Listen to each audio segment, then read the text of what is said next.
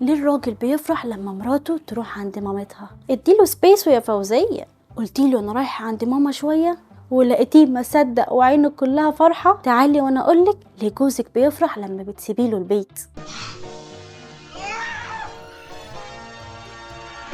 الرجالة بطبعها بتحب تكون ليها مساحتها، خصوصا لو الجواز أعدى عليه فترة والمسؤوليات كتفته وبقيتي جوه حياته بكل تفاصيلها وأوقاتها. يعني مثلا يرجع من الشغل يحب يقعد كده على الكنبة ويبص للسقف، هو مش بيفكر في حاجة ولا بيخطط يعمل حاجة، هو قاعد وبس. ولما تكوني عند مامتك هيقعد براحته، مش هيجي حد يفصله وياخده من السقف اللي سرحان فيه وتقوله مالك، احكي لي عملت ايه في الشغل، وتحكي له مسلسل الخائن حصل فيه ايه من اول حلقة لل90. وانا ربنا مديني مرة يا مولانا تخينة ورخاية رغ بنت الأزمة. كمان الرجالة بتحب الكركبة. هتبقى عند مامتك هيجيب كوباية الشاي على الكنبة براحته، هينسى التلاجة مفتوحة براحته، هيحط الأكل في الغسالة عادي. لو جوزك بيفرح لما بتسيبيله البيت كام يوم، جربي وانت معاه تديله مساحته وما تكتميش على نفسه وشوف الفرق هيحصل ايه. انا نرمين لطفي وده بيتك ومطرحك.